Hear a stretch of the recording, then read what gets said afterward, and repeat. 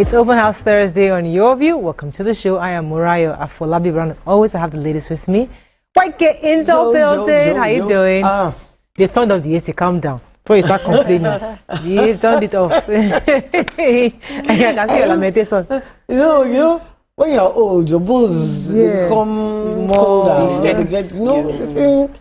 So I have to manage myself. Yeah, you're managing. Don't worry. Thank you. How is everything? Looking lovely. Thank you. An old school mate of mine, her mother's funeral is today, so this is the Ashwebi. Oh wow! So we have to.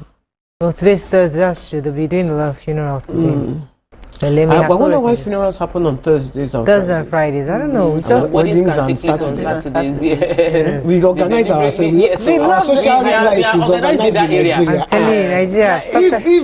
If government could key into this organization, everything with party we have organized. You know, very. The level of organization in parties. There is when you come, there is the food you eat when you come. There is the food for after party. There is the kind of food they will give you. That is Lagos. So I've been to parties outside Lagos, and it doesn't work like that. I mean, I was so shocked that in 2025 or 2024, you go to a party and you're just still waiting for food. I said, what is going on? In Lagos. As you sit there like this, there are different things. I'm just waiting, you're sitting down, they're looking at each other's faces, and I'm wondering, what in the world is going on? There's no party like Lagos. I remember one party we went to in Abeokuta, drink was more. In fact, we didn't get that drink till we left. I'm just sitting there looking at each other, what's going on here? Nothing. We are just hanging throats. How you doing? I love your colors. Thank you. Thanks, baby Fresh. girl. How you doing? So today I have two things: a shout out and a gist for you guys. So the shout out is to Sissy Money. Happy birthday, Sissy Money, for a reason. Okay. Late. Happy birthday, love you, girl. Yeah. And my second story is that I sent my sister Kotono Abalomo, and she received it in Toronto. She said, "God, this is gold." And she called me. She was looking at it and called me, and her son was doing something. And she said, "Jaden, stop that." He continued doing it. She said, "Jaden, if you don't stop that, I'm going to flog you." He said, "No, mommy, you do not put me on this earth to flog me or to scold me. You put me on this earth to love me." So that's your child. So my sister now said, "Okay, I'm lovingly telling you to stop." He said, "No, I'm gonna stop." Imagine that. Like I said, you put me on this earth to love me. Not to scold me. It's so funny. Hello, do you realize that I eat Agbalomo? Do you realize I'm the queen of Agbalomo? You now sent it all the way to Toronto, and you did not give I'm here in your Sokoto. You will receive. I will even come to your house today, sir. If it is in your house. You don't get. I'll order for you. Order this trip. I'll order for you. I apologize. The woman that buys sells to me, I've not seen Auntie Mary. So nice. I've been going to her store every single day. Auntie Mary, that Mary, do you know? You and Nima that are buying money. I'm not. I'll order for you. Definitely. They used to sell by the airport. And it was very nice. There are two places. The sour Agbalomo I can't stand. But the one that's nice and right. Is really nice. That my customer, yes, I've not seen her. But another place in Ujuelegba. This my own girl is good. Okay, I'll try your own. Yes. But this is Ujuelegba, Waike, I'll get you this. This is sugar. Like when I say sugar, Ujuelegba. Because the Agbalomo I love. What's that small one? And these things are really healthy.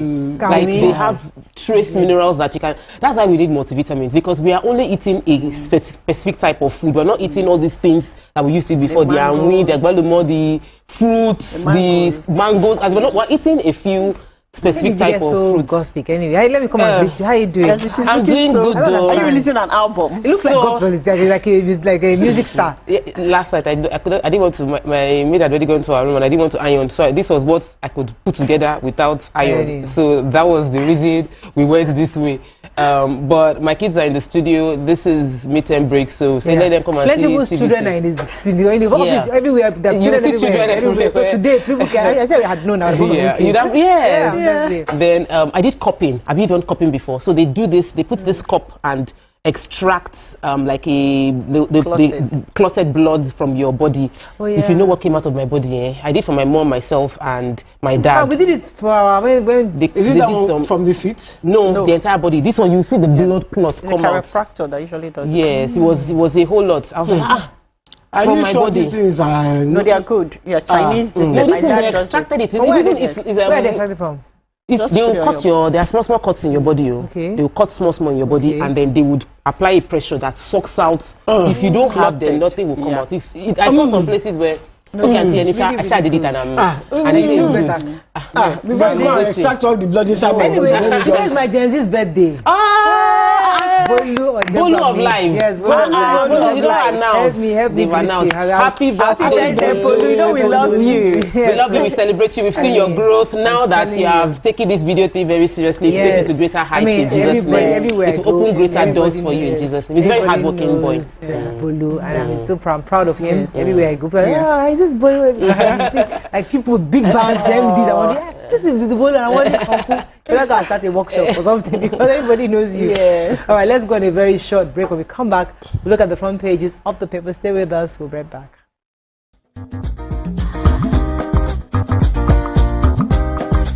Stay tuned. Your View will be right back.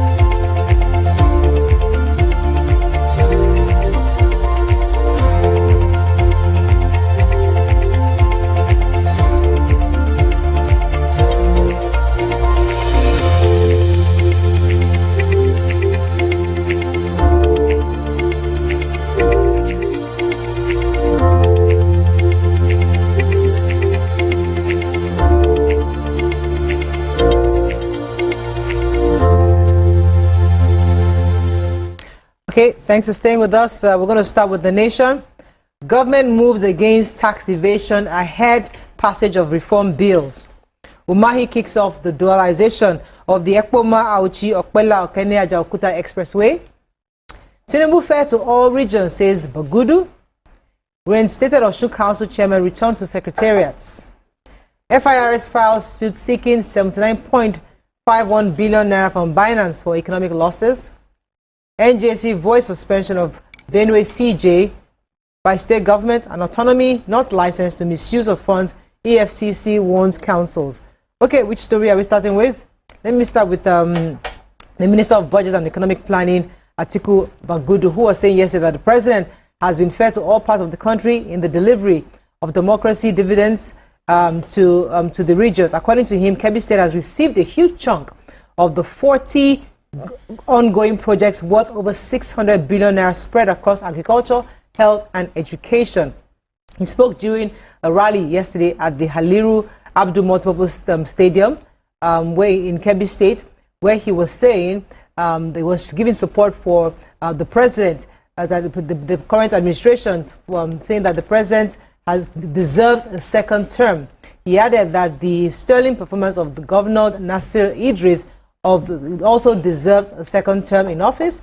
Bagudu said the president has shown that he is a visionary leader with enormous capacity to carry everyone along. Furthermore, he says, for us in Kebbi State, we are grateful for his impactful leadership that is consolidating inclusive economic growth and development across our land and the nation at large. People were saying that the campaign has now started almost. This is pre-campaign, pre-campaign. Pre-campaign. Oh, wow. Tax. So there's going to be, we've been talking about, I think right from the beginning of this year, your view started with the first show talking about tax. That's December we started. So the government is making the moves to pass the reforms to the tax bill, and the tax evaders will be facing tough challenge as the reforms that are going to be based on the reforms that were implemented. The minister inaugurated a 50-person tax appeal tribunal, and the mandate is to resolve tax disputes and increase revenue for key sectors. The panel would also be, the inauguration conducted is in line with the FIRS, that's the Federal Inland Revenue Service Act, and it's to ensure that there is a fair, efficient resolution of tax disputes. So when people have issues with tax, this is where they will get it resolved. It says tax evasion must be curtailed And I believe that it's part of the things that would bring in more revenue into the country. So Nigerians that like complaining about government not working, you would have to pay tax. So the bills have scaled the second reading, and we're expecting that after in the next few weeks we should have the tax reform bill passed. This is one of the first committees that the president put into play, and I'm excited that the results we are seeing it. And saying the way saying that we do committee to come and drink tea, but this committee, the tax reform one, they didn't just drink tea. They have released the paper. Okay. So financial autonomy should not be taken as an opportunity to embezzle funds. The Economic and Financial Crimes Commission warned council chairman yesterday. EFCC chairman Luko Yede issued the warning at the summit tagged Local Government Autonomy, Fiscal Responsibility and Sustainable Development. This was organized in Gombe by the state government, urging the helmsmen at the council to resist the temptation to commit fraud. He warned them that they should know that it's just the governor and deputy governor that has immunity. That they, nice one. I like as that. the chairman and executives at the local government level, they do not have immunity. He also told them that any breach of financial law will be prosecuted without delay. He said that they should go and learn how to manage these funds now that have been given to them. That we like it to, that they've given them autonomy, but they should be mindful. And that they will not even wait for them to finish their tenure before they prosecute. Before they start investigating and ensuring accountability and transparency in financial matters. I love that. Only governor and deputy get immunity. You don't have immunity. We'll arrest you at your desk immediately. Very good. Okay, so the NJC has voided the suspension of the CJ, Benue State CJ, the Chief Justice, I should say.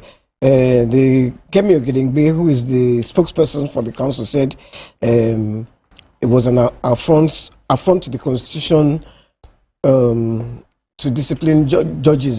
That actually they are not empowered to suspend the judge. That they had already sent them a message, a report saying complaint saying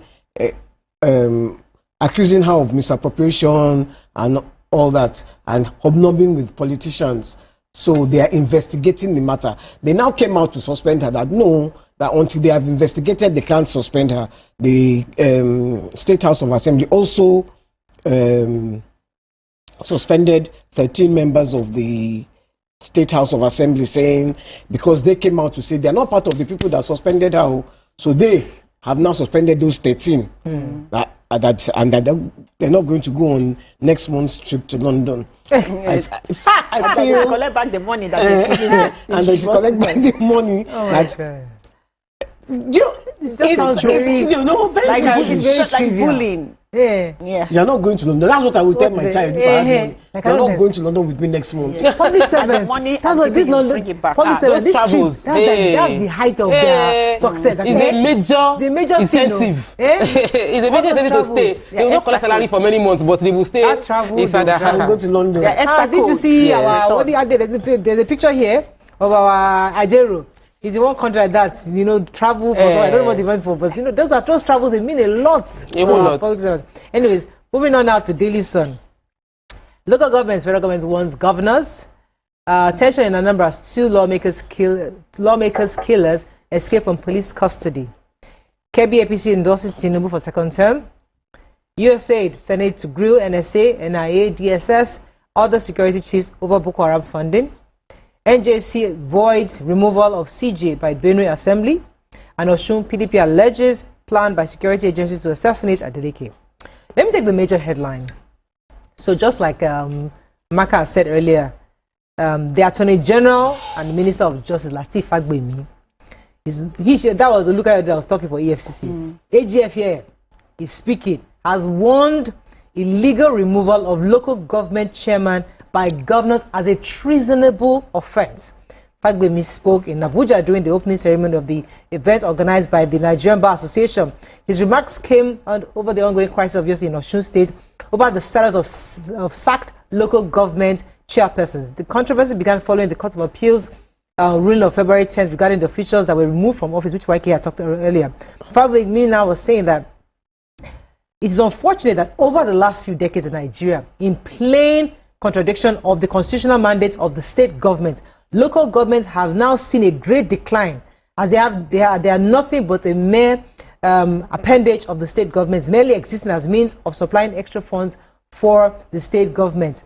The most unfortunate of the decline is unconstitutional connivance by state governors and their state house of assembly to willingly remove democratically elected local government structures without recourse to the rule of law. You know, that has been happening for years, where they just sack local government chairmen. So these are elected, you're not supposed to do that. So he's saying that it's a treasonable offense, and obviously after their immunity, they can actually then be taken to court. I think we can go on a very short break, or let's take one story for the break. Yes, let's go on a short break. When we come back, we continue with our review. Stay with us, we'll be right back.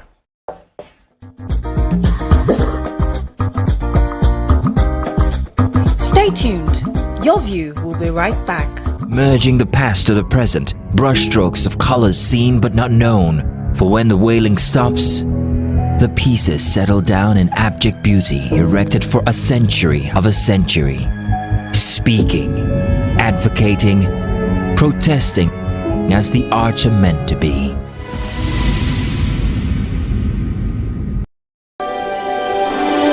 TVC Communications, Nigeria's leading independent broadcast company, has been officially designated as a great place to work. Over the past few years, we have transformed our workplace into one which is respectful, caring, rewarding, and provides great benefits to all our 500 employees. We thank our team for giving us the chance to show that partnership between employer and employee really works. TVC Communications, officially designated as a great place to work, and now the only broadcasting and media company not just in Nigeria but throughout continental Africa to be fully certified. TVC Communications, a great Nigerian company, a great Nigerian place to work.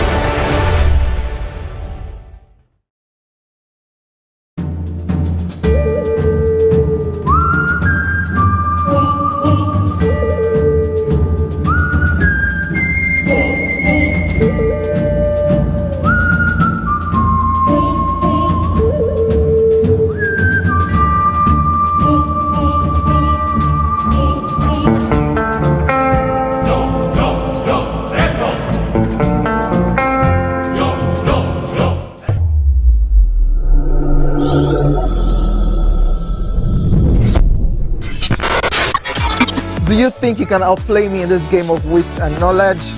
Can you go 7 rounds without flinching? I meant answering 7 questions correctly. How well can you hold your liquor? If you're curious, then join us for the most exciting conversation and games with your favorite celebrities on 7 of 7.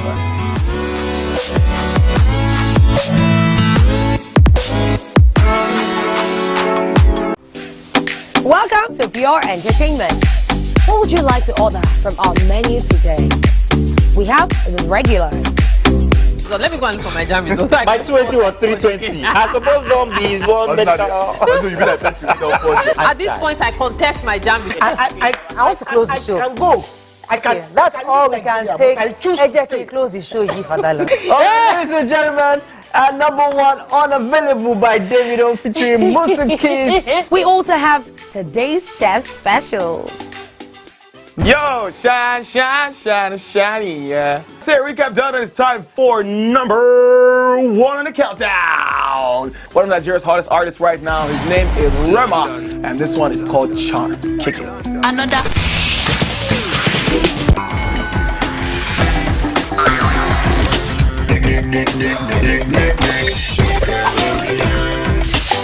For dessert and a bit of nightcap, we have the nighttime and online specials.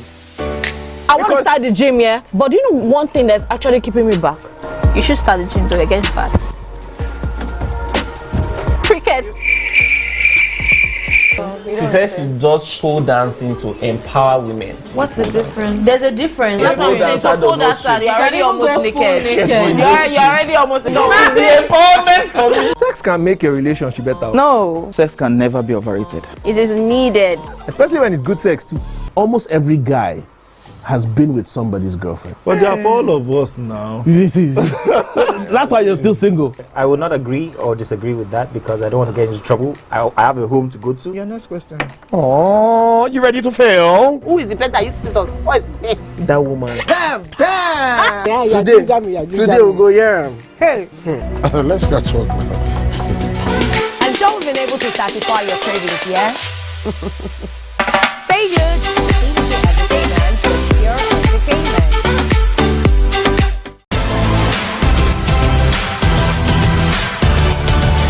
Now you can catch up with your favorite programs on TVC.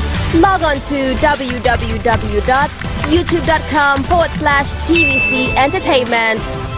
Join the fun.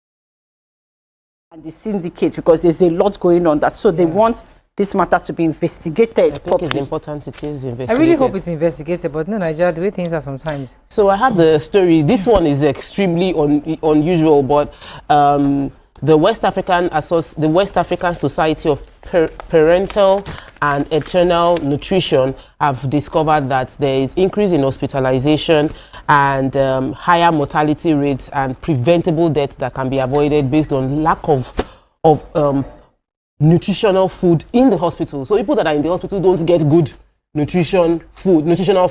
He said that they need to create a standardized clinical nutrition guideline that ensures nutrition products are affordable and accessible within the hospital. So people that are hospitalized, if they don't have family members that are bringing them healthy, nutritious food, most of them spend longer time in the hospital. Many of them the rate of deaths increase based on their lack of access to nutritious food within the hospitals. And I think it's something that should be looked into. Of course, we know that 20% of the 50% of hospitalized patients suffer malnutrition.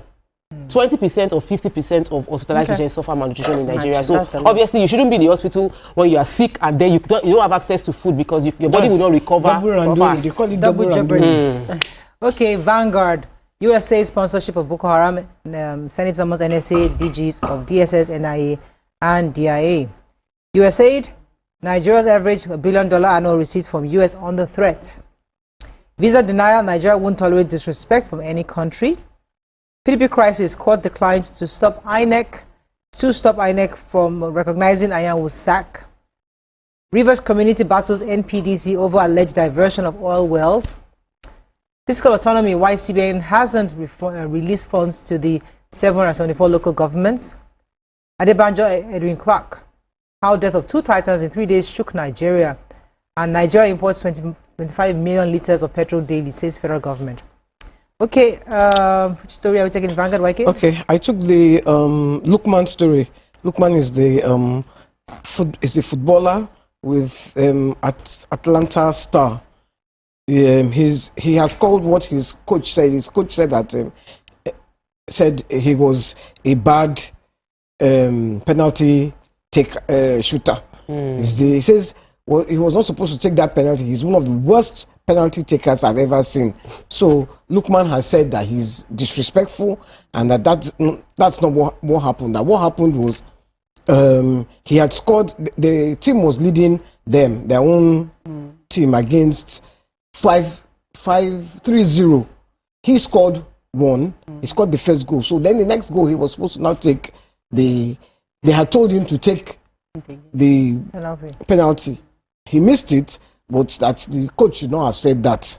That's the coach had said that he has a terrible record. Even in training, he converts very few of them to goals. So he has now spoken out and suggested. He said, it's interesting. First, he's Nigerian. Secondly, he was facing his coach. He was telling his coach. He says that this kind of comment should have been said secretly, not publicly. Oh, okay. All right. Okay. Let me take the USA story. So, the Senate, as you know, the ongoing issue where an American congressman had alleged that Boko Haram has been sponsored by some of these funds, USAID. So, the Senate on Wednesday invited the National Security Advisor, Malam Nuhun Ribadu, the DG of the National Intelligence Agency, NIA, that's Mr. Mohammed, and the DG of the Department of State Services, DSS, on the recent allegations that the United States allegedly international development USAID funds are funding terrorism,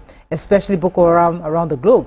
The security chiefs are to brief the Senate in camera on the veracity or otherwise the allegation, which also being investigated by the U.S. government. The Nigerian Senate passed the resolution in Abuja yesterday during this plenary presided over by the Senate President Godswill Akpabio.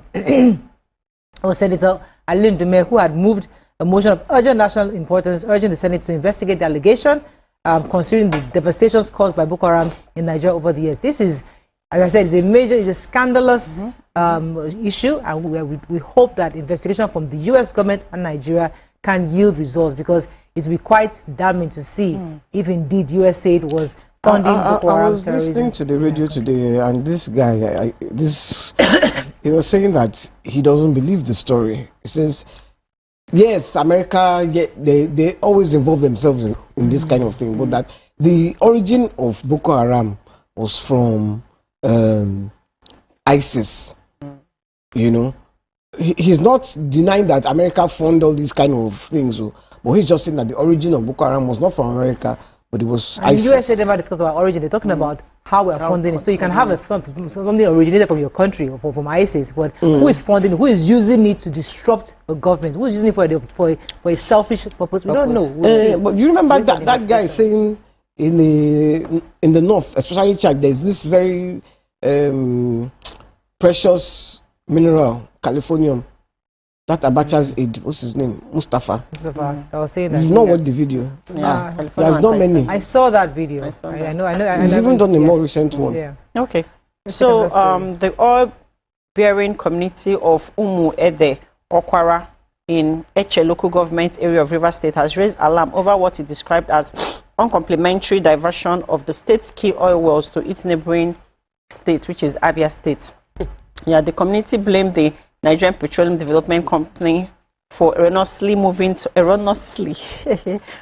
some oil wells from theirs to Abia State, from Rivers State to Abia State, thereby causing Rivers State government to daily lose 10 billion naira in revenue over the years. Because it said that it said that the community had 15 oil wells, but now the MPDC is denying and alleging that they are wrong about that. That when they checked, that they also had one of the wells that they had included well 60, which had been in operation since 1961. But in their record, MPDC has said that they have only 8 wells out of these 8, only 4 are functioning. They are saying that usually River State produces daily 4,000 barrel per day, right? But that with this, that they are losing over 10 billion naira on daily basis, and they are going to fight this. And aside from fighting this, they also want to fight the fact that SPDC Shell, which allegedly allegedly caused a spill, right, in their community with another company called Hays, and destroyed their mangrove and aquaculture, has denied their farmers and their fishing folks jobs, because there's no more jobs. They spoiled that, and that they've also refused to pay compensation to their community. So now that they have plenty things they are fighting that they want their oil wells back because of the boundary disputes, and that they want compensation for the oil spill. And so you didn't take the visa denial story. Oh, so the chief of the defense staff. We have to run. Unfortunately, we don't have any more time. That's all we can take on Front Page Review this morning. When we come back, move on to our next segment. Stay with us. We'll be right back.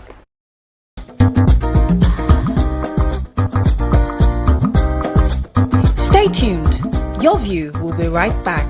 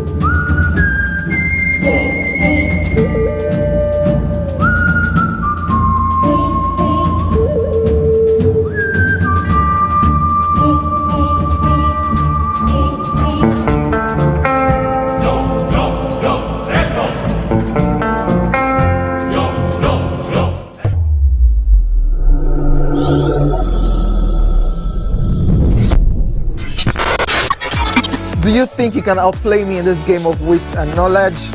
Can you go 7 rounds without flinching? I meant answering 7 questions correctly. How well can you hold your liquor? If you're curious, then join us for the most exciting conversation and games with your favorite celebrities on 7 of 7.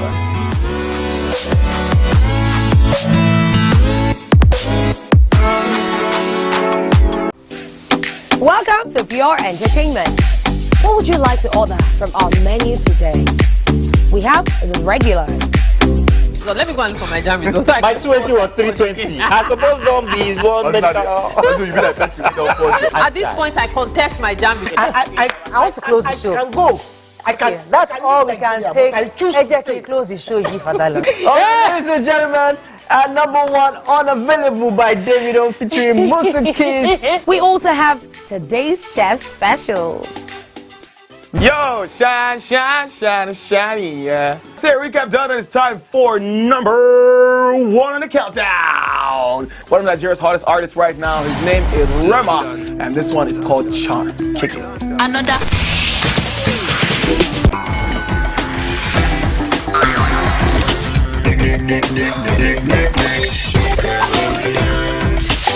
For dessert and a bit of nightcap, we have the nighttime and online specials. I want to start the gym, yeah? But do you know one thing that's actually keeping me back? You should start the gym though, you're getting fat. Cricket. She says she does pole dancing to empower women. What's the difference? There's a difference. That's what I'm saying. So pole dancer, you're already almost naked. You're already almost naked. No, it's the empowerment for me. Sex can make your relationship better. No. Sex can never be overrated. It is needed. Especially when it's good sex too. Almost every guy has been with somebody's girlfriend. But they are for all of us now. That's why you're still single. I would not agree or disagree with that because I don't want to get into trouble. I have a home to go to. Your next question. Oh, you ready to fail? Who is the better Jesus? What's his name? That woman. Bam! Bam! Today we'll go here. Hey. Let's get talking. Grow together.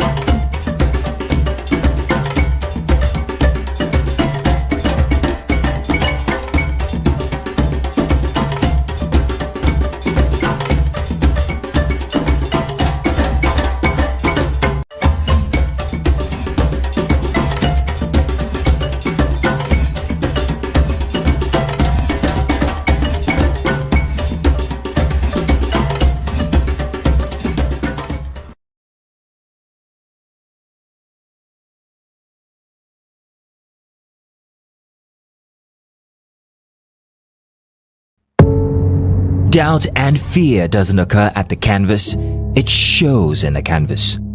It shows the conation of raw earthen material slabbed, stroked and molded at a pace provided by the doubt and fear.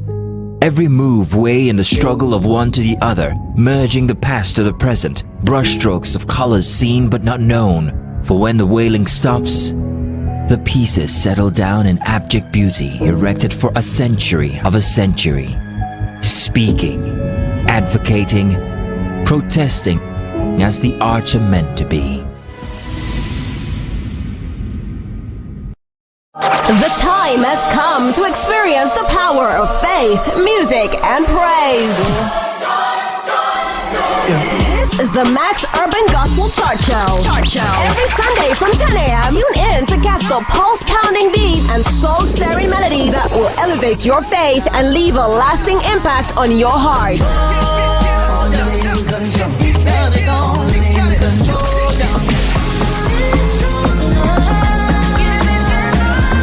The Max Urban Gospel Chart Show.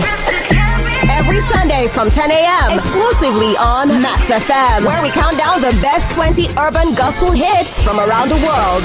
Get your praise on.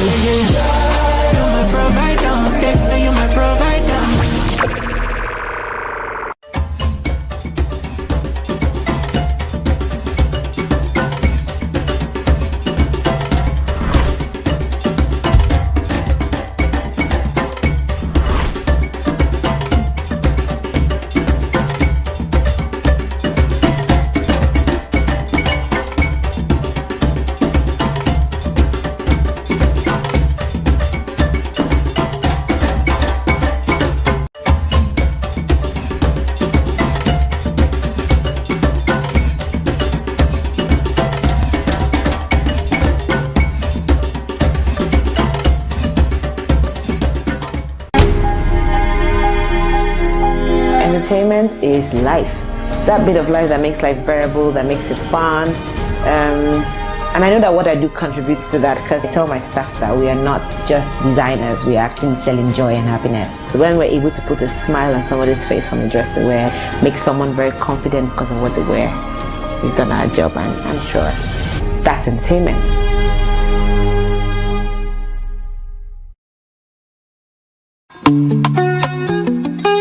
Get ready to step into the heartbeat of your city like never before. Welcome to Events Diary, where every moment is a celebration. From the electric energy of Owambe extravaganza, to the richness of our culture, to the sophistication of corporate gatherings, Events Diary is your VIP pass to the hottest gatherings in Nigeria. And guess what? I'll be your guide, your style icon. Each week, join me as I transform from traditional chic to corporate sleek. Whether it's a birthday bash or a high-profile gala, you won't just see it. You'll feel like you're right there with me.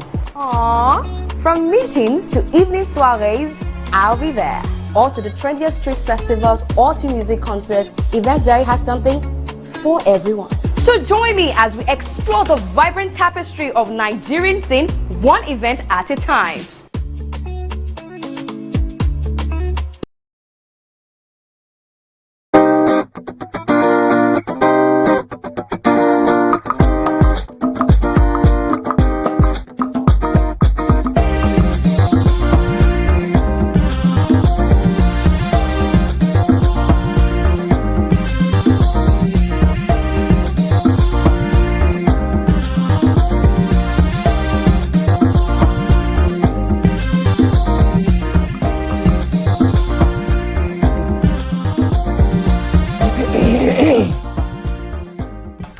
Thanks for staying with us. So today on Thursday, like Thursdays, we like to discuss family, life, relationship, just life issues in general. And today we're discussing business and family. So when it comes to business, where do you draw the line with family members and friends? Meaning setting clear boundaries to separate the personal relationships from the professional decisions, ensuring fair treatment of everyone involved and prioritizing the company's needs while still maintaining healthy connections with your loved ones. The question is, where should we draw the line when family and friends are involved in our businesses? Excuse me. You can join the conversation on 081-0764-1679, 090-241-63440. You can also send us messages on X and also on YouTube. We'll be happy to read your thoughts. So everybody here is a business owner. I mean, YK has been running a business for forever, and it's probably a family business. You know, probably families involved. We see projects you guys run together, and as a family, there are various committees you guys put together just to execute successfully the projects of elaboration and a whole bunch of other, and even the business itself as Shrine. You're running it. You have running through the 360. You're running your own firm, and obviously there are always instances where family will say, can you hire your cousin? Can you hire your friend? Can you, your brother, your uncle? People just want to be hired. And you want to hire them because, hey, you created a business. However, where do you draw the line in family? I mean, recently the issue of Herbert Wigwe came up, and although we don't know the deals of the intricacies of that story, it's still open, it's still evolving, and we wait for it to unfold. That's the word. It's still unfolding. But the fact that when family is involved in your business, where do you draw the line? How much involvement can you have family in your personal business dealings? Is it safe? Is it healthy? Can you have family involved and still have a successful business? That's really the question. It's tough. it's tough. If not, it's very tough because many Nigerian businesses are a bit informal in terms of structure. Many businesses that find themselves in this challenge are those that don't have structure. Like if you are running a very structured, if you're running a bank, your sibling can work in the bank because the bank structure is so strong that sibling would have to conform. But if you're running like this small man business, your staff strength is 10 to 15 to 50, and you have family members, it's very, very, very, very, very, very likely that the family members will cause problems in your business. I remember the CEO of Slot coming to LBS to speak with us 2 years ago when I was doing my program there, and he said that he had to fire all family members. Typical Igbo man business, you start with your wife is in your business, your wife's siblings. He said, if don't just fire all the family members, if I had his wife's brother, and I should imagine, we can imagine how terrible that would have been, but he knew he had to make that decision because for Slot to move from where they were into the new level, they had to make a tough decision that everybody in the office knows. He said the atmosphere changed. Everybody knew that if Oga can fire his family member, everybody in the office can be fired. Everybody's attitude to work changed. The organizational structure became more, this is a corporate business, this is not a family business, and we're going to run it that way. It is actually very tough. If you say a family member that is working with you and obeys the rule of law, takes your business very seriously, thank God, because you are among the minority that have that kind of thing going for them. Okay, so for me, it's very important to remove emotions and sentiments from business. So whether family members or not family members, and yes, family members can work with you and they'll scale up your business, right? It can be a blessing, it might not be, it can be a curse. It's important that when you have a business, you build a structure for your business that whether you're there or not, or whoever is there, there's a structure of how the business flows. Most people just out of sentiments and emotions, they just hire friends, siblings, or they hire their own siblings and stuff that are not qualified for certain roles. If you have a structure for your business and you don't joke with your business, there must be clear communication to your team that you do not hire someone that is not qualified for a particular role. Why will you hire somebody to manage your funds or manage an aspect of your business that doesn't have the requisite knowledge for that particular position? That means you yourself, you're not taking your business seriously. And even if you hire a family member that is qualified for that role, it's important to train people and to make sure that they align with the core values of the business, regardless of anything. And if they have supervisors, there must be reporting lines. Right, structure within organizations. And if you now feel like that, okay, you have a family member that, that might feel like, oh, this, like I come to work and be saying, oh, this is our own. Then you put them under, you make sure that you put them under a superior that can tighten the belt and, hold them accountable and responsible. And it's also important to have clear conflict resolutions guidelines. Structure. Yes, no, but I'm breaking it down because you say structure. It's vague. We're here to break it down. So conflict resolution to make sure that when there's an issue, whether personal issue or whatever, you don't bring it to work. Work is work. Business is business. So easy, man. No, yeah, no, but you have to. It's your business. That's why organizations don't want husband and wife working in the same company. Even if it is not. But husband and wives they do. still do. But they and do. It's like that. I know a few that are successful. Yes. Yeah. And they're working together. Yes. So it's about keep personal. Let me hear YK. You've been running the business. Tell us. With your brothers. I think it is. Well, it's with my brother. So we started the business together. We decided to start the business together. So in that case, it's a different. It's a partnership. Yes, we decided. Oh, we want to go into this. We want to maintain a legacy. So I know of a situation where my father employed his cousin, and that cousin chopped everything, chopped his own money. But in those days, they were buying Harley Davidson. You know. Then one day, my father went to the bank. His account, you know, he wrote a check, and the check bounced. So he went to the bank. I hear that he's every Sunday he's sending money every weekend to the bank. He went to the bank. All the checks, forged checks from his cousin and another trusted aide. So they had cleared him. But I remember them in those days. They were driving Harley Davidson, leather jackets, everything. Everybody was. So, who's the expense? But, of course, it was my father's money. But my father did not learn. He still employed him a second time. He did the same thing. Years later, he employed him years later again. He did the same thing. In fact, it was quite sad. Yeah. You know, and sometimes I see him and I can't. The relationship has been because I know what he did. Yes, there's no respect. I will give you another example. When he was building, my father was building the shrine. He was every Sunday. His friend would come every Monday. I would be in. This is my cousin's room. He will come. Wow, I need this. 15,000, 15,000. If I say 15,000, it's not 15,000 of today. Obviously. 15,000 is like. Yeah. So he will take the money. Look, the shrine is. So one day, mistakenly, I just walked out to the shrine. I met empty ground. Nothing. They are not even done German floor. They are just dug. They're collecting money from you. From my cousin. This is my cousin I was saying he had been collecting money every Monday. So the next Monday he came and I was sitting in the room. I said, oh yeah, give me this money.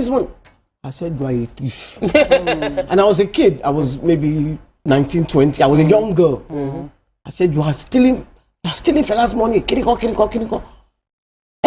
He looked at me. You rats. You abused me.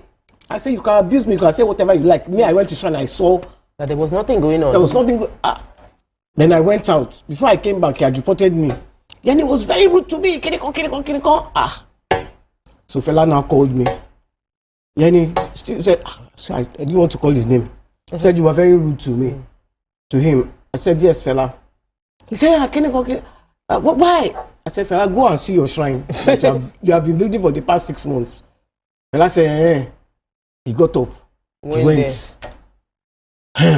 When he got there, he nearly fainted. Nothing was done.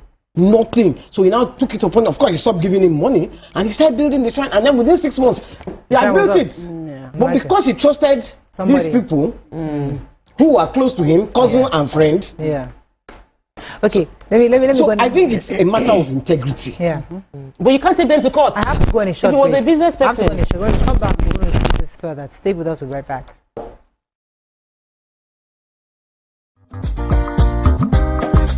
Stay tuned. Your View will be right back. I'm sure we've been able to satisfy your cravings, yeah? Stay tuned. TVC Entertainment for pure entertainment.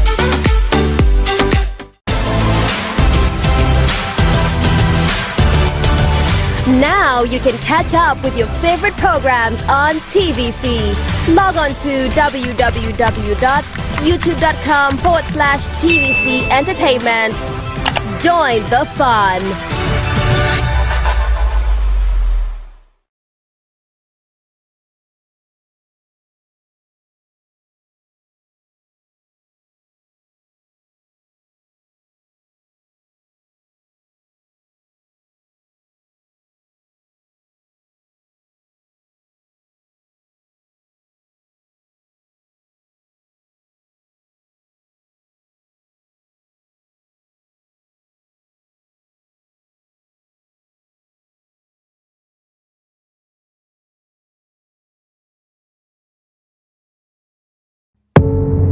Doubt and fear doesn't occur at the canvas, it shows in the canvas.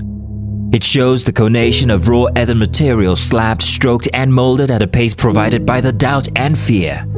Every move way in the struggle of one to the other, merging the past to the present, brushstrokes of colors seen but not known. For when the wailing stops, the pieces settle down in abject beauty erected for a century of a century.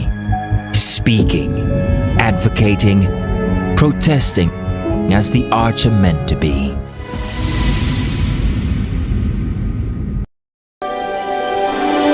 TVC Communications, Nigeria's leading independent broadcast company, has been officially designated as a great place to work. Over the past few years, we have transformed our workplace into one which is respectful, caring, rewarding, and provides great benefits to all our 500 employees. We thank our team for giving us the chance to show that partnership between employer and employee really works. TVC Communications, officially designated as a great place to work, and now the only broadcasting and media company not just in Nigeria but throughout continental Africa to be fully certified. TVC Communications, a great Nigerian company, a great Nigerian place to work.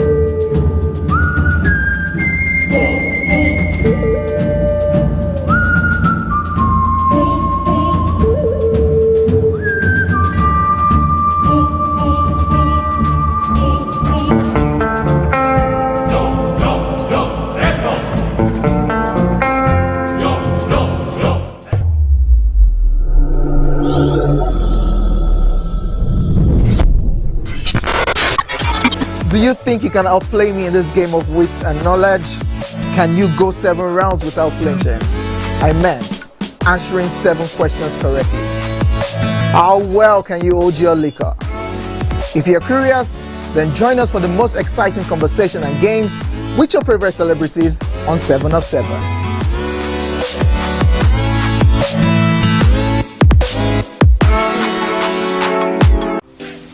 Welcome to Pure Entertainment. What would you like to order from our menu today? We have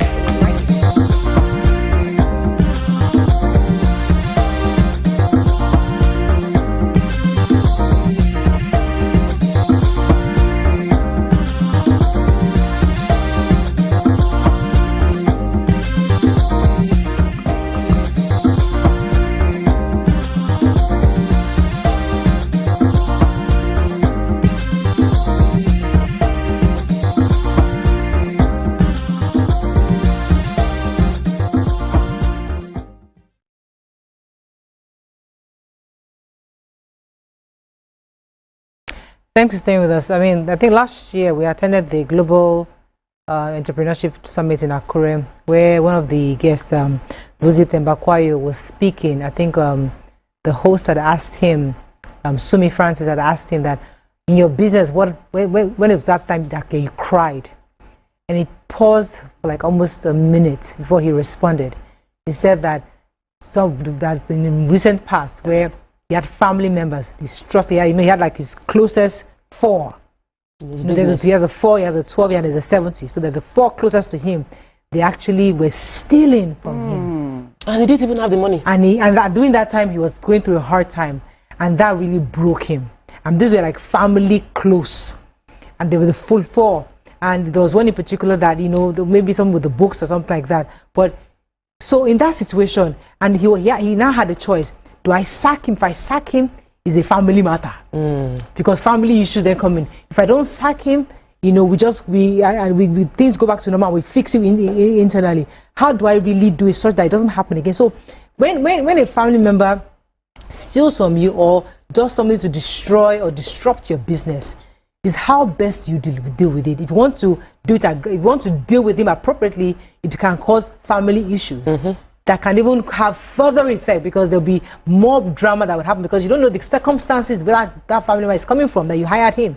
Maybe he's the trailblazer in his own family, that they needed that man to have that job because he's helping hundreds of others in the community. So if you sack him, it's going to have a ripple effect on your entire lineage. And then if you don't sack him, it will have an effect on the business, because people are going to wonder, this man stole from you, and yet you so it can affect the business at large. So you are now between the devil and the deep blue sea. What do I do? And that's where those kind of issues come up when families are involved. Okay, so like from what Waike was saying, yet again, we are mixing sentiments with our business. We should not be so. I'm coming. Right? Let me add this to inside what you're saying.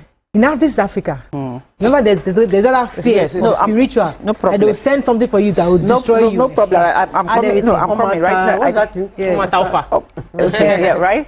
And it's important, like for example, that's when we talked about structure. We talked about structure where there are disciplinary measures in your organization that has nothing to do with you. You're not even the one calling the person. You're not even the one talking to the person. You see the way what happened with the NJC, right? You're not even the one talking to the person or whatever. There are people that there's a disciplinary committee or the disciplinary whatever in your company that sorts that out. One. Then two, by the time they start sorting the person's matter, that's when they will now come to call you to beg you. You now say, but this is structure we have in my business. This is how things work. But back to what you said, right? We all in the day, we had parents or uncles that when they come in, even aunties, my mom's elder sister, if she's coming like this, from the gate, if they just sight her car, everybody, I see the whole, everybody will scatter. Right. Are you joking? Madam of the madam, no nonsense taker. Everybody knows.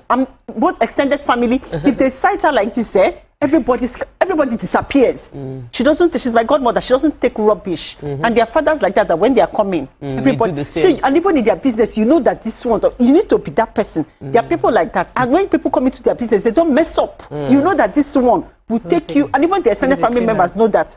If you they'll say, is this what you want to mess with his business? You're on your own. No? Nobody's even coming to beg on your behalf. On your behalf. For example, my brother was around recently. It was just to me like a cousin of ours works with him. And he's a very good guy, very good boy, very hardworking and stuff. So he now said that he now noticed that something happened recently. And when teenagers start changing, now always woman matter. And then he now wanted to act in a funny way. So the manager had told him about it. Of course, he's not going to ask him. So he just said, you have to go to another location and Kiniko, because he needed to also protect him without letting him know that he's protecting him. We were trying to help him go, right? And then the guy in front of everybody now said, I'm not going anywhere. This is where I want to stay. Hey! My brother said, he just said, okay, manager, suspend him without pay. Immediately, they just followed the whole procedure. Nothing concerned. I say, what can't go? Every other thing that happened to him. Because there was structure. Right, because there's structure. And no person tell him to come beg. Because even when he even told his mother, they said, no, we cannot go and beg in this kind of situation. No, we are not begging for you. So personality type is very important. And you need to know yourself. When you know the kind of person that you are, you should know that you can't do business with family. Yeah. Because while it is easy for a person who is naturally a disciplinarian or someone that is very choleric to say, if you do business with me, my dad's elder sister, everybody that we know her, we know how she works. You can't play around her. So because you already know who she is, but the nicer, more permissive person gets abused. So if by personality, you are the soft, nice person, don't mix your business with family members. It will make, you might be doing it because you are nice, but it will cause harm for you long term. Your niceness will now become what everybody will be insulting you on. Because if you are harsh in business, they'll say, but she's so nice. When it now comes to business, you'll be very harsh. You see the harsh people, from left to right, they are harsh. People will take them for it. But you see nice people, their head always carries all the wahala. So I feel that knowing your personality type, you protect yourself. You protect yourself from family members that will come and work for you and you not know how to. Like for me, there was one of my staff that we had discussed, I want to fire her. I had to call her to a meeting to fire her. And I saw her face. Her face was not looking very, very sad. I said, what happened? Oh, I should not have asked. Guess what? Instead of firing, she moved into my house because she was having problems. The problems were plenty. By the time she finished talking, even me, I was tearing. So the structure in place. Do you understand? I won't be the one. Like I can't discipline somebody. It's not my area of strength. I don't know how to. So I had to create that structure of. I brought in HR consultants last year. They chopped my money very well, but they've created a structure of disciplining. Query is being collected. I'm not the one giving the query. Penalties. They came to beg me. TMO. They detail my salary. I say it's not me. It's not me, because before I'll have given the person, guess what? December, somebody's salary was in December. I personally refunded the person the money, but officially we obeyed the rule. So it is a struggle based on your personality for you to create these boundaries. If not, your good will be spoken ill of. The good that you had intentions of to help your family members, they will speak ill of it because you're weak. And a weak leader is going to have many problems. It's not just family members, even because I found that in Nigeria, we're a very entitled bunch of people. I found that in Nigeria, we take advantage of people's niceness. So you're not, because like between my brother and I am the nice one. My brother, anytime I travel, my brother, he sacks everybody. I was supposed to sack someone the other day on Tuesday, and I gave the person 3 months suspension. My brother faced me. Now what? You just be doing so? Why I said Saka, you suspended her. Oh, I knew, and you are posting. You are posting on Sunday that you are going to head road. No head road. I said, but I still suspended her for 3 months. No, you should have sacked her. But by the time people come and beg me, I will relent. I will say, okay, take 3 months. But really, and then they can still approach me. If my brother asks you, well, bring heaven down. But does this family thing happen in Nigeria? Because I didn't want us to touch the Herbert Wigwe story because I said it's still unfolding. But in not trying to have just family, I think he put in a document where his partner was in trust, and he tried to put a structure around it. Unfortunately, yes, maybe his son also passed, and things are not very clear. And then now his father is in court with with Pastor Chingele's granddaughter, has his daughter, because of issues concerning the execution of the will. But the problem is, how best should we? Because from the stories we are hearing so far, the father was involved. The father was an advisor. The father was very close to Herbert. So he knows the vision. He understands where he's trying to be. And there's a possibility that this young 26-year-old girl might not be able to adequately execute or sustain the business that they have sought so much to achieve. So maybe that's why he's involved. We don't know. As I said, the story is still unfolding. But how far can you trust a family member to take over? So no, let's remove these ones that are badly behaved or misbehaving. You're close, your blood of blood. To say, okay, I need somebody who I can trust, who that just in case anything happens to me, this person is in charge. Can we go ahead and do that, or are we better off just having a separate trust to handle our businesses? I attended. There was a guy that came on our show 2 weeks ago, Sam Orija. He did this high net worth program. So funny enough, I didn't even know how we did the notes. There was one of the things, because I attended the program, and it was like, build a business that your children can own, but do not necessarily need to manage. Your family members can own and benefit from your wealth, but they might not be adequate or have the prerequisite capacity to manage what you have put together. So you must learn to separate business and separate charity and separate management of the business. And even inheritance. Even in the inheritance. How is the inheritance structured? Some people, once they collect the inheritance, all they know is I sell, I spend. So they sell and spend. But you can protect your legacy by creating a structure that funds the family in their inheritance while your legacy and your business continues. The challenge is maybe not, honestly, my heart goes out to the entire Wigwe family, because it is a terrible, peculiar situation that would inform a lot of decisions for many lawyers that are doing trust next time. Because this is a scenario nobody envisaged. At that point in time, you think when the man dies, the woman will be alive, the son will be alive. Or if the man and woman die, husband, son will be alive. So you now have a scenario where 3 people who are key passed at the same time. It leaves a gap that there must be They say something that you must, in your body, Olubawi, somebody that can correct you or call you to order. There are things that shouldn't get into court cases because the family has a conflict resolution system.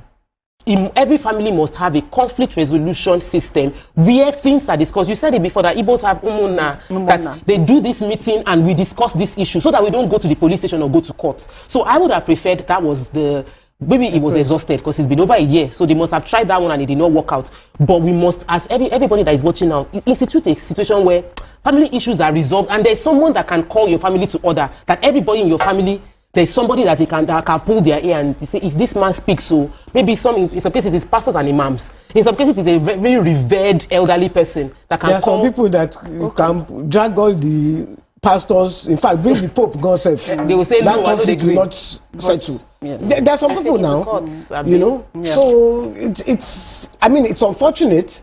It's unfortunate, but this is where they found themselves, and we have to wrap up on this. But I want to quickly say something. Sorry, in the sense that he had a will, but I still find that in 2025, when you talk to most of all these big women and men, especially men, and you say, "Do you have a will?" Nobody wants to have a will. We are lawyers for a reason. We went to school for a reason. You understand?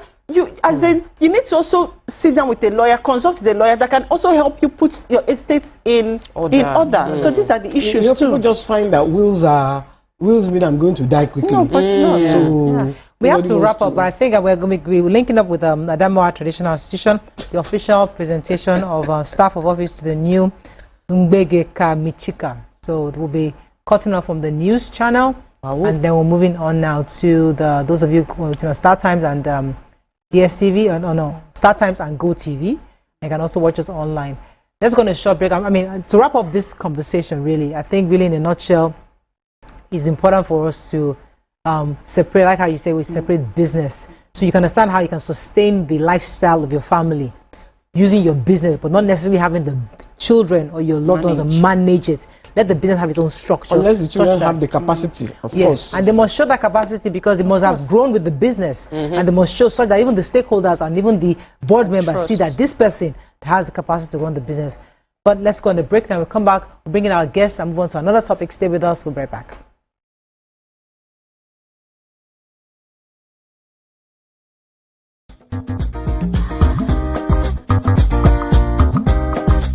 Stay tuned. Your View will be right back. So let me go and look for my jam results. My 280 was 320. I suppose don't be one medical. At this point, I contest my jam results. I want to close the show. I can go. I can. That's all we can take. I choose to close the show. Give Fadala. Ladies and gentlemen, number one unavailable by Davido featuring Musakis. We also have today's chef special. Yo, shine, shine, shine, shiny, yeah. Say recap done, and it's time for number one on the countdown. One of Nigeria's hottest artists right now, his name is Rema, and this one is called Charm. Kick it. Another.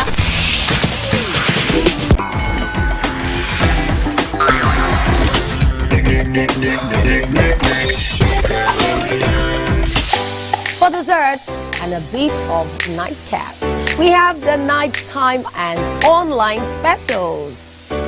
I want to start the gym, yeah? But do you know one thing that's actually keeping me back? You should start the gym to get fat. Cricket. She says she does pole dancing to empower women. What's the difference? There's a difference. Yeah, That's what I'm saying. So pole dancer, you're already almost naked. You're already almost naked. No, the empowerment for me. Sex can make a relationship better. No. Sex can never be overrated. It is needed. Especially when it's good sex too. Almost every guy has been with somebody's girlfriend. But they are for all of us now. That's why you're still single. I would not agree or disagree with that because I don't want to get into trouble. I have a home to go to. Your next question. Oh, you ready to fail? Who is the better? You see some spoils. That woman. Bam! Bam! Yeah, Today we'll go here. Hey! Let's catch up. I'm sure we've been able to satisfy your cravings, yeah? Stay good. Entertainment from Pure Entertainment.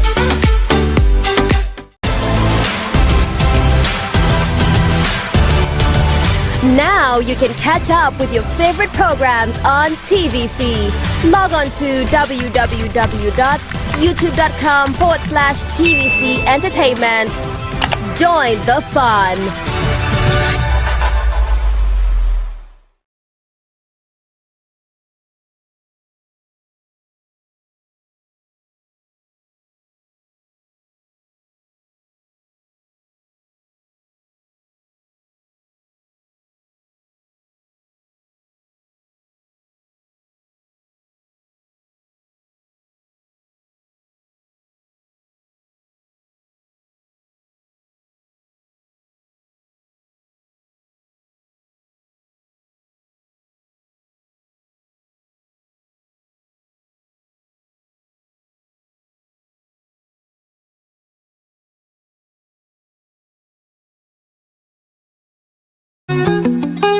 Get ready to step into the heartbeat of your city like never before. Welcome to Events Diary, where every moment is a celebration. From the electric energy of Owambe extravaganza, to the richness of our culture, to the sophistication of corporate gatherings, Events Diary is your VIP pass to the hottest gatherings in Nigeria. And guess what? I'll be your guide, your style icon. Each week, join me as I transform from traditional chic to corporate sleek. Whether it's a birthday bash or a high-profile gala, you won't just see it, you'll feel like you're right there with me.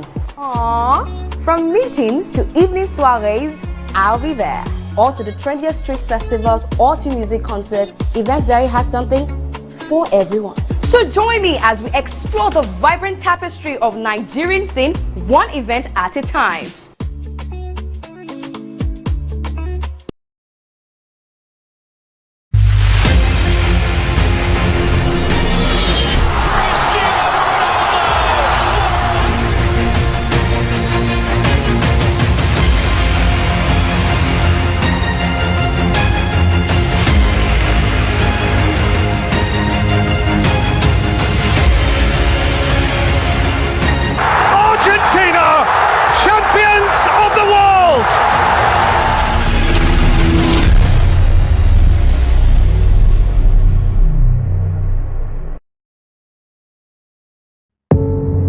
Doubt and fear doesn't occur at the canvas, it shows in the canvas.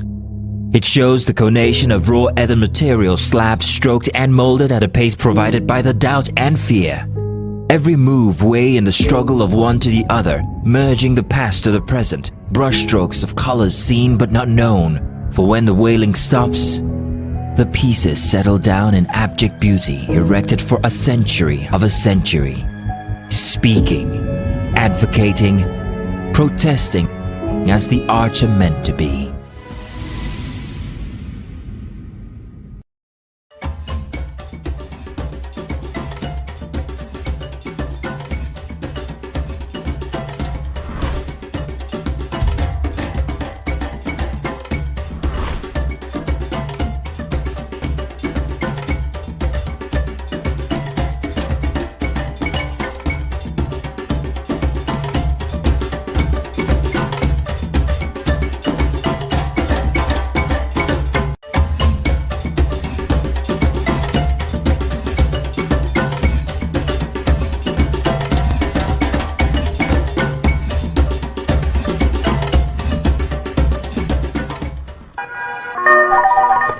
Hello, TVC Communications, how can I help?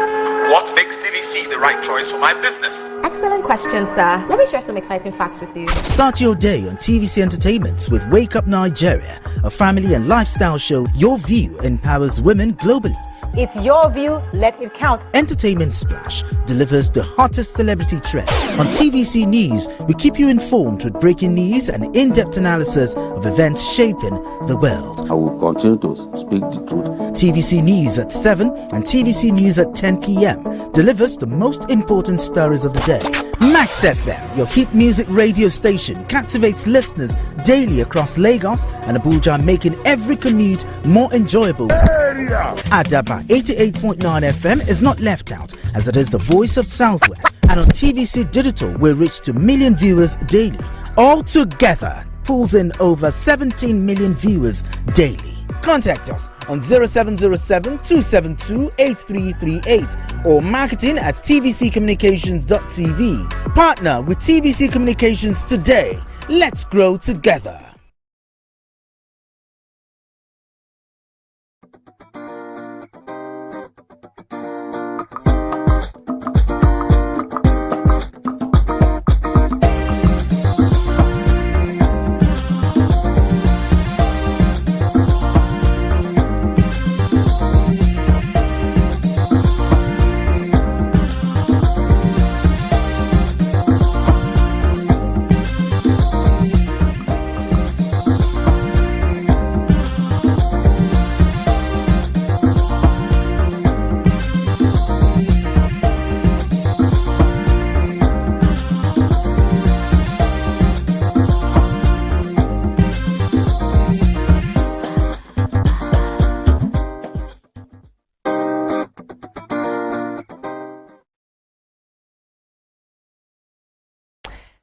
Thanks for staying with us. Join us on the show. He's the global leader and marketing communications consultant, also the lead pastor, the new Olushola Okodo. Welcome to the show, Pastor. Thank you so much. Good to have you. You know, you're Shion's, we call you Shion's Pastor. Everywhere myself is Shion's Pastor. You don't even know your name, just Shion's Pastor is here. Good to have you on the show. I'm so glad to be here. It's such a joy to be here. So, Pastor, you know, one of the reasons why we brought you here is because we need your help to enlighten Nigerians, especially in the issue of marriage and relationships. Because a lot of people, a lot of wives are complaining because we are women, and we're on this show, and we get a lot of DMs from women who just feel that they have new knowledge, they are more enlightened, they are wiser, and they know what love should be now. You know, back then, you just get married, get into the marriage. But today, women know, they know that love should be more than this. It should be more than just taking care of the home. They feel like there's a need for passion, there's a need for connection, and it's not there. But the husband believes that since I'm providing, I have a house, what are you looking for exactly? So there's a lot of women who slide into our DM to complain that Mariah, how are you guys managing your marriage? Because they are also struggling. They are seriously struggling. So where we want you to help us out is how to the 2025 marriages. How does it work today? How do we ensure that women and men are having they're not just cohabiting, but there's real love going on there? First off, thank you so much for having me. It's always a joy to be here, and I really love your show. It's always very inspirational and great. I think it's a very Before interesting. You continue, yes, I love your outfits. I wore it because I knew you were going to love it. Thank you. Thank you so much. I think the first thing is times have changed and things are really changing. One of the things that I've observed, even as a pastor and talking to people who are married, because I'm married as well, is that I've observed a general pattern that there is a male defect somewhere, particularly with how men are being trained before they got married. I think the ideology that, and again, things are changing, but I think the ideology that a lot of men, and this is not widespread, have is that I am here to provide, and that's all that there is for you.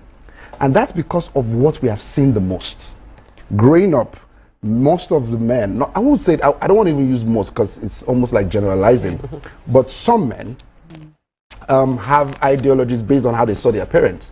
You know, you saw your mom, your father in the house providing, and your mom was always at home doing nothing. So when you are married now, that same mindset, you know, comes to you, and you'll be like, you know, why is she trying to have more? Why is she trying to do more?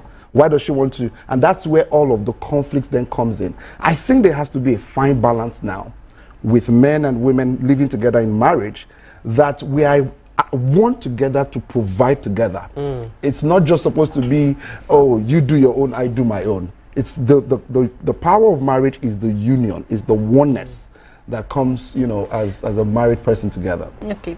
So do you think that, you know, like I hear you, like when you're saying that, you know, that there should be like both parties saying that we're doing stuff together or providing together. So do you think that there's so much burden on the woman because, you know, society and history, you know, over time has just given the man the sole role to provide and the woman to nurture. That has changed now. Men are not so rolling provide. Yeah, to provide, and then the woman to take care of the home and children. So now the woman also has the burden of playing all her own roles and also providing. Do you think the burden is so much on the woman and the men are not understanding of not being trained to be more sensitive to the woman that is carrying all this burden, emotional burden and stress?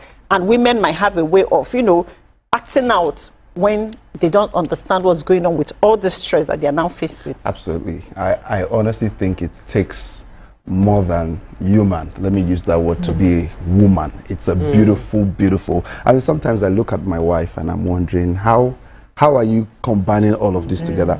I honestly think there has to be a new orientation for men. And this is one of the things that I see all the time. I see a lot of women empowerment programs, women conferences, and my question is, who is talking to the men? You should be talking to the men. Okay. You should have a men's conference. Yeah. I will do that. But Pastor Shola, I think one of the things I would like this conversation to direct to is, especially for Christian marriages, and I know YK is not a Christian, but we are Christians, a lot of, and there are Muslims also watching us. But because we're such a religious country, very. And is there like passion in a Christian marriage? And that's the question. Jesus. Is there anything like passion? Because in a Christian marriage, you're supposed to be holy. There's always that thing of, now we are Christians, we're supposed to be holy, and there shouldn't be all these, there should all these things that we used to do in the world. We cannot do it here, So, because, maybe some younger couples are breaking the rules, but some of us, we have that mentality to listen, we don't do that. We're just very missionary people. We're very, we don't like too many dramatic. So is there anything like passion in Christian marriages? Absolutely. I think that. So again, when we say Christian marriage, uncomfortable. No, absolutely not. Again, when we say Christian marriage, I sometimes don't even want to use that word.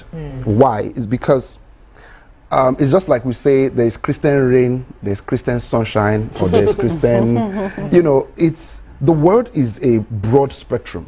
While we have values and principles biblically that we follow, I also believe that there are earthly principles that must be followed if you are going to have a successful marriage or anything in life that's going to be successful.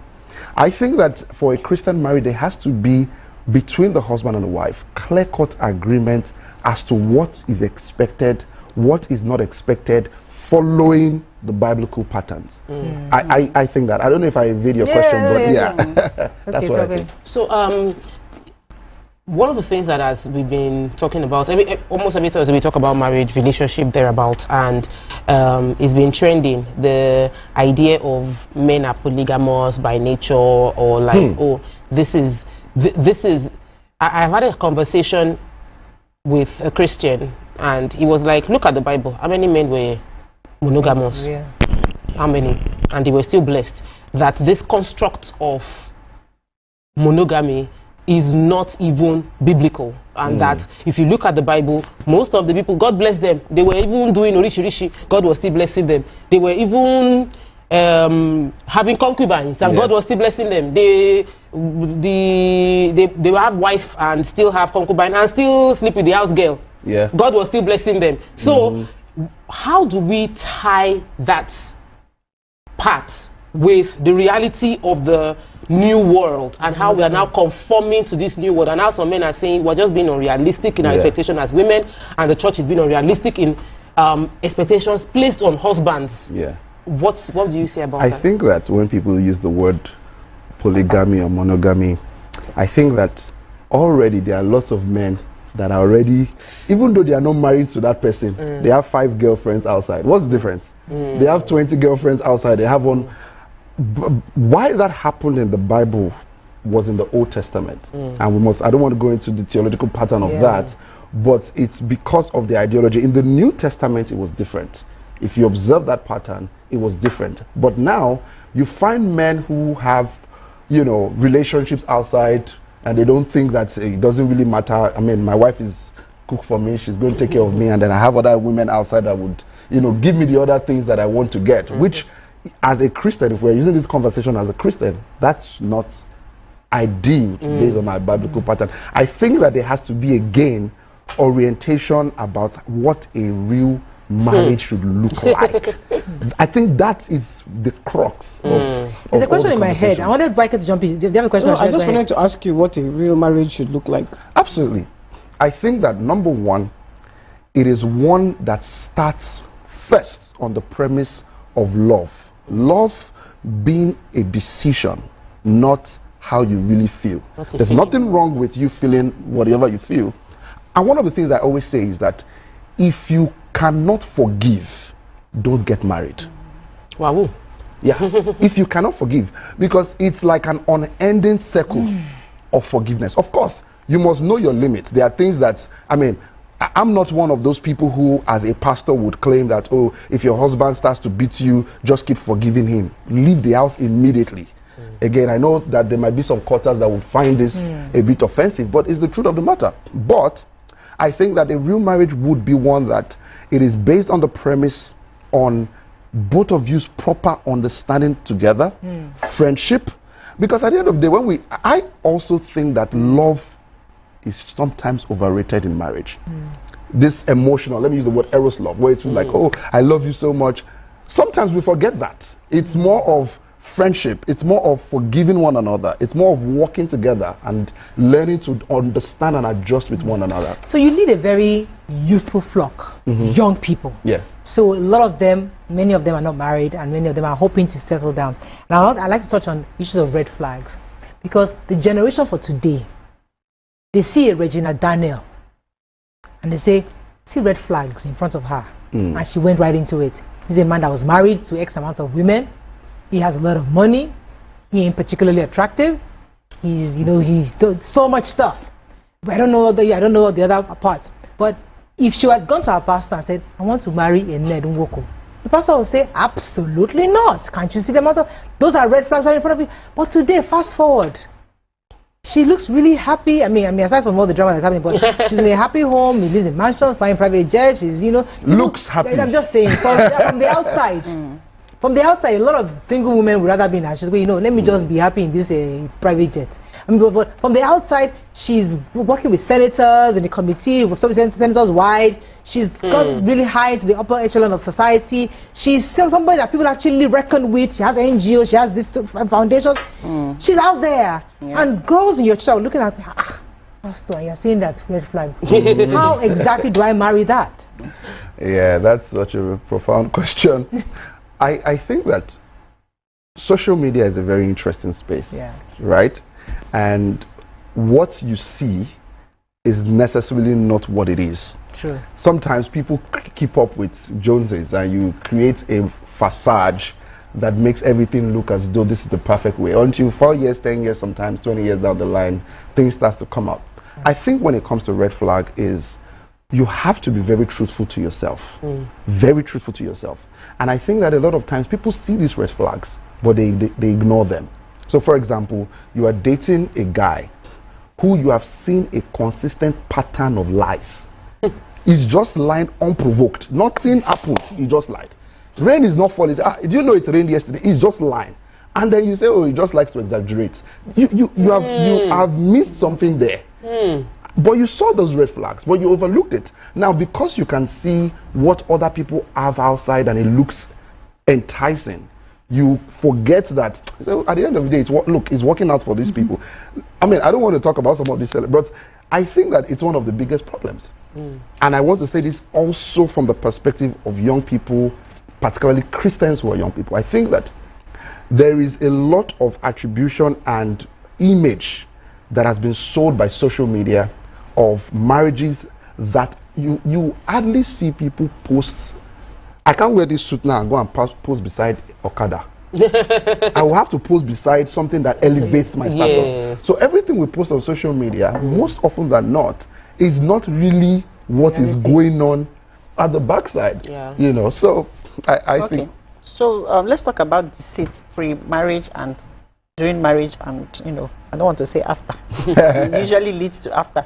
So let's talk about what I bought, what I ordered versus what I got, and also the principle of testing the car before driving it out of the. Let me land. No, but these are important issues that people should away from, but they are issues. before testing the car before driving it out of the car shop, and then finally, women putting on all this or putting on different facades that that men feel that they're deceitful. So for finally, because the church has said certain things shouldn't be done, then when they now get into the marriage and everything is taken off, they want like, no, but I saw a big thing and then I'm not seeing anything at all. What's going on? So they deceit. So the physical deceit and inherent, you know what I'm talking about, that goes before the marriage and then in marriage. How do couples, young people, handle these issues? Because sometimes they become so shy and withdrawn and they feel like they can't talk about these things with their peers, or because they're trying to protect the other person's ego and stuff, but then they're dying inside. What happens? And then one day it implodes. Let me go on a short break. When we come back, I'd like to answer that question. I like the question. Stay with us, we'll be right back.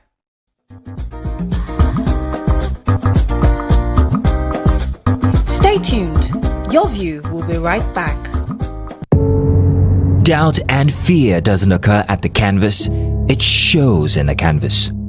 It shows the conation of raw earthen material slabbed, stroked and molded at a pace provided by the doubt and fear.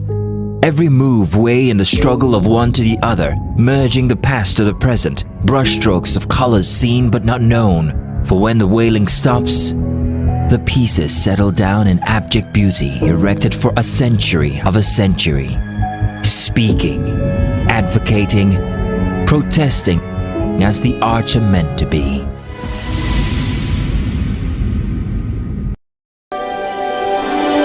TVC Communications, Nigeria's leading independent broadcast company, has been officially designated as a great place to work. Over the past few years, we have transformed our workplace into one which is respectful, caring, rewarding, and provides great benefits to all our 500 employees. We thank our team for giving us the chance to show that partnership between employer and employee really works.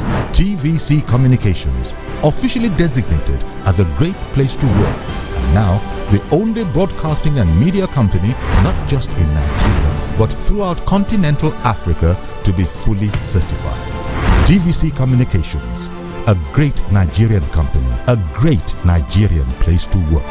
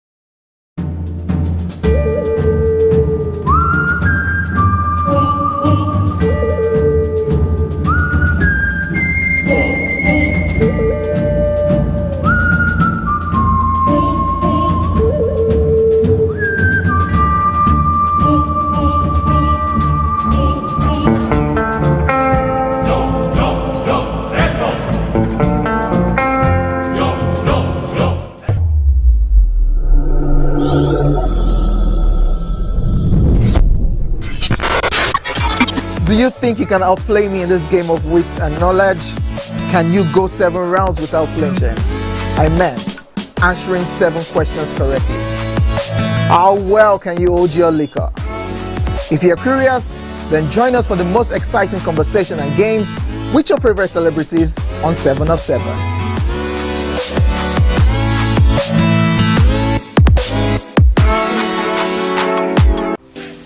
Welcome to Pure Entertainment.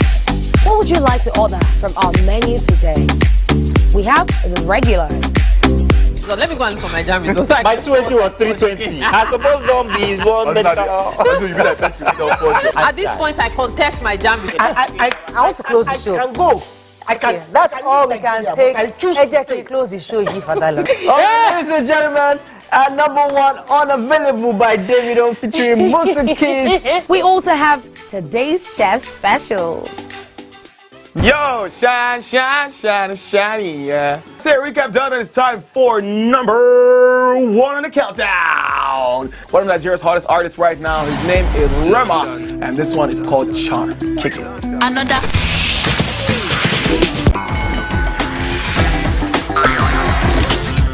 For dessert and a bit of nightcap, we have the nighttime and online specials. I want to start the gym, yeah? But do you know one thing that's actually keeping me back? You should start the gym to get fat. Cricket.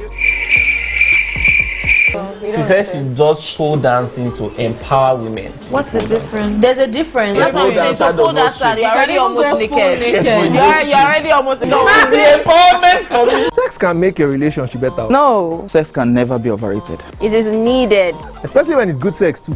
Almost every guy has been with somebody's girlfriend. But they are for all of us now. That's why you're still single. I would not agree or disagree with that because I don't want to get into trouble. I have a home to go to. Your next question. Oh, you ready to fail?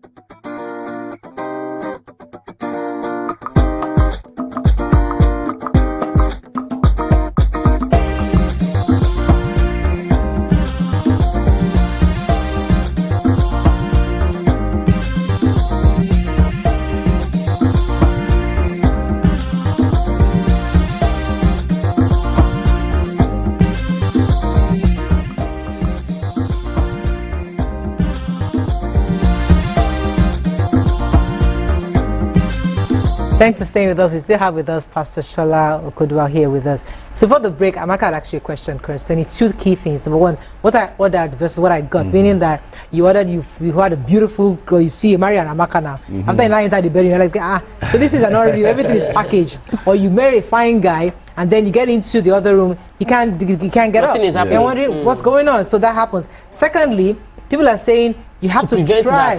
We should test. So we should test. So to prevent that, we have to test what you want to buy. How can I buy it, take it off the shelf? I have to drive it and test run. So because he has a pastor, tell us, is it right for us to do that? Okay, that's a good question.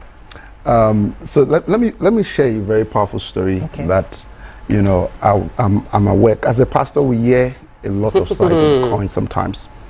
And so some years ago, this happened to someone. She was getting married, and on the day of the wedding, she was changing. And then the day of the wedding, the mom entered into the room. And as soon as her mom entered into the room, she took her clothes and covered herself up. And so her mom was curious and said, what's going on? Why did you do that? And so after tears and everything, her mom found that she removed her clothes and she found out that she had blisters all over her breasts. Jesus. And what had happened was that the guy who she was getting married to on that day, this is a real life story that I'm aware about. The guy she was getting to on that day, they used to sleep together, have sex. And every time he's doing that, he's always biting her. The real life story. And she never told anybody about it. Now, the mom, of course, started crying. They threw a tantrum. The marriage didn't hold that day because the mom said this will never happen. Now, backstory is that while they were dating, the guy would just be looking at her sometimes and say, I enjoy pain. Yeah. And she never said anything about that. You see, I always believe that sometimes you see the signs. Now, I'm going to answer that question, but I'm sharing this story for a reason, that sometimes you see the signs. So, for example, you are dating a lady and you eventually get married to the lady. Then you find out that all that she has was foam. And all that she had at the back as well was foam. Why is it that's the first time you're finding? Of course, you're not supposed to go and... But just by conversations... I'm telling you. I ain't going to tell you the truth. If it's like that, I won't tell you I'll have foam. So let me ask you a question. Is it possible, the way you are, can you identify who is using foam or not? No. Sometimes I can, sometimes I can't. Yeah. Okay, so I get what he's saying. I don't if get you what have saying. Conversations, yes, you will know. I will be deceitful if I want to be deceitful. I can lie to you, if I want to lie to you, I will lie to you. So it's not about conversations. That conversation is not helping. I think that's the word. It's again, who are you getting married to? Because the person you are also getting married to is an ideology of a kind. They are a kind of people, and I say this respectfully so, that will tend towards that direction more than the kind of person you are. If we're using this in biblical context or in a church context, where you find, let me say this here. sometimes I think that the big problem is that you want a sheep, but you are a wolf. That's the truth. You caught it. I didn't catch it. You want a sheep. You want to marry a sheep, but you are a wolf. Okay. So you know, the wolf inside of you has attracted another wolf in sheep's clothing. So you've gotten what you wanted because you yourself inside of your inside. But with that story you told us, wasn't it a good idea that auntie had been testing? No. Because she had not tested. She have entered her mind. This man is a biter. Yes. The man was already inflicting pain on her, not on sex alone. Yeah. It was not just the sex. other signs. It was later. The red flag was there. It was everywhere. So again, I'm going to stand on. Was she a pain giver too? There's a wolf. Because since they are both wolves.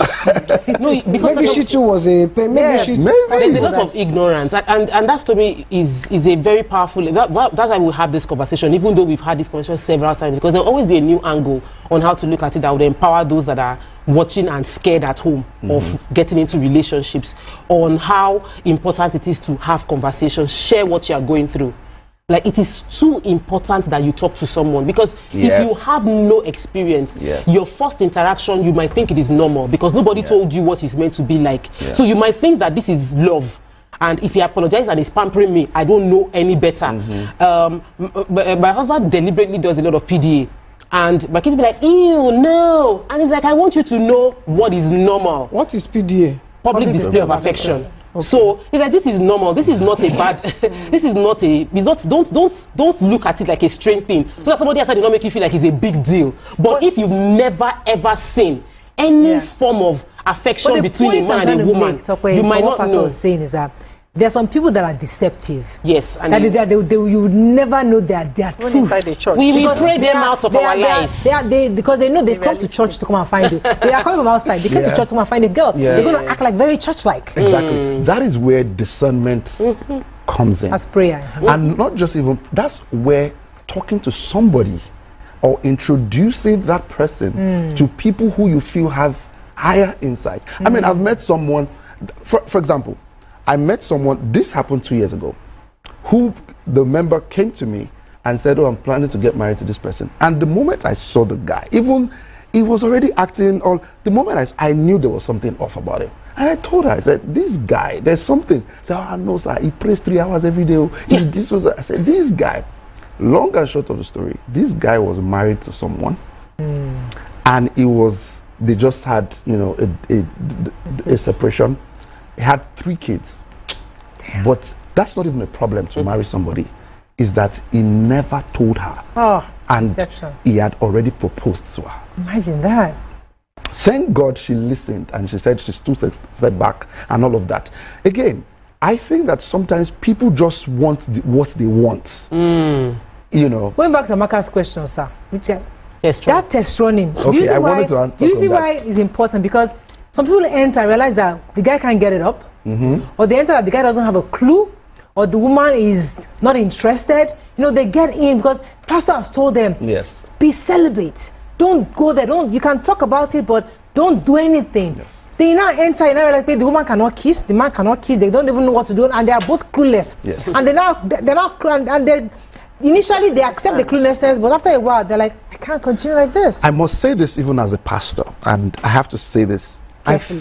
Carefully. I think that one of the things that we pastors must also begin to accept is that we don't have the full spectrum of knowledge. And I must say this, that while our role in society is so pivotal and so critical, we sometimes by ignorance have led people astray. Why? For example, if I'm talking to a person who's planning to get married now, even as a church, we have in our system a during counseling, a sex therapist that needs to talk to people. I think that sometimes people just believe that once the pastor says, oh, you can get married to the person, you know everything. That's everything that there is to it. We have to put sections to say, we see this, there is another person, go and talk to a sex therapist. That process of getting married should be followed. It's not just, I love you, you love me. Let's have conversations?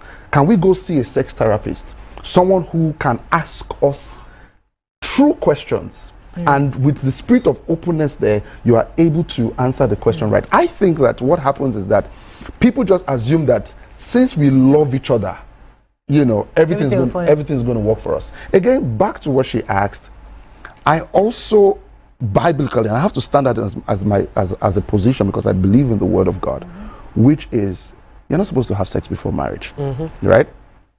And I know that this might throw some, you know, oh no, who told you that? Again, you know, based on the word of God, and I believe that very distinctively. Which chapter? The Bible says it. No, this is very profound. I'll tell you. So the Bible is very clear about sin. Sin is a broad spectrum of things. It's just like you telling me that even the Bible is very clear about don't commit adultery. It's very clear. Don't commit for. It's very clear about it. But what happens there is that people just believe that if question is like if. Isn't adultery when you sleep with another man's wife? Even fornication too. Fornication is when it is. Is it one of his fornication? One of the 10 commandments? Are you sure? No, we're not talking about 10 commandments here. So I'm just asking, which chapter says no sex before marriage? The Bible says that. Pastor, tell me okay. So no, I'll give it to you. No. I'll give it to you. So in Romans chapter 8, verse 1. Should we open there? Let's open, please. Let me open. Oh yeah, let me open. Why can you put in a pastor? No, this is good because I think it's even a good one to explain it to her. Romans chapter what? 8 and verse 1. Is that said I going to read this place? Read it for us. Okay, have a Bible in your phone. Chapter 8. You have a Bible in your phone. Oh, Google it. Verse 1. Yes. And I'll explain it to you. Okay. Read. And Romans 6:1. It hasn't opened. When it opens, shall we continue in? There is therefore now no condemnation to them who are in which are in Christ. Now Romans 6:1. Shall we continue in sin that grace may abound? And Hebrews 13:14. God forbid. Marriage must be honorable with the bed undefiled. Now, shall we continue in sin there that grace may abound? We can't keep saying that, well, we keep sinning and God has forgiven us. No. And that happens a lot. And that's what happens to us. That's what happens to a lot of Christians. Okay. So back to the matter of, I like what you said about having a sex therapist during counseling, because there's a new order I know that many people are doing in churches now. Even Priest Fowa has been speaking up about the fact that marriage counseling, the way church used to do it, does not equip people to have a successful marriage, only in the theoretical sense, but on a more holistic way. Have you had testimonials of the impact of this sex therapy from people that have gotten married in your church? Absolutely. I so many testimonies in that regard. I think that there are people who eventually have come out openly to say, look, I have challenges in this area, and just by the sex therapist working with them, I think that's a very important part, where you are open enough and to admit vulnerability. Yes. Please. Because of time, I want to throw in so many questions as possible. This issue of I can't be eating rice every day for the rest of my life. When you're married to a woman, you say, okay, this is the one person, and I'm a man, I need options, I need to, and even though, going back to the Christian men, they pretend that they are okay with rice every day. But their mind is fantasizing about eba, yam, and other things. Even though they are holy, they're raising holy hands, or they're in church pastoring, they are actually thinking of the rice they had then in the university, the spaghetti they had back then. And so I'm like, who is deceiving who? But is this not why we say that people shouldn't sample and don't test? Because that's one of the challenges when you try. There's no way you are trying with someone and trying another one and trying another one that you're not comparing another person's own with another one. Yeah. Okay, so that's okay. That's why I want you to just stick to one, so that's the only one you know. Just know that one. I now know. That one does not have a clue. No, but you see this thing about the no clue. I also think that it is from watching too many movies and reading romantic novels. We have expectations of what it's going to be like. God when you watch all these romantic movies. Well, we watched. Yes, we watched. I watched a lot of telenovelas, and then in those telenovelas, Mexican and all those stuff, they just grab themselves and they be kissing on the road. They're kissing inside the car. They're kissing and they're removing clothes. As they enter inside the house, pew, pew, pew, they have naked their body. And they, like, I'm wondering, this kind of passionate something. We are not... These Africans, are we like this? We are not... It's not our reality. But we see it and it comes across like that is the real love. How can you love me and you don't want to strip me naked? And you don't want to just grab me from the road or grab me from the stairs? Why is he not doing us like that? I'm also be like, it's overfilled. I'm telling you, about this conversation. He says it's too much film that is worrying you. I think media is everything. Media changes perception, changes how you think, and that's what you see the most, and that's what you want to replicate. So you're not even doing what you want to do. But there are people that have it like that too. You're not doing what you want to do. You're doing what you see people do, and you're thinking this is what I'm meant to do. I think that even for, and speaking to this, even for a younger generation of people that are pastor, one of the things that I find is that a lot of people that have fantasies about sex, it started off from their parents.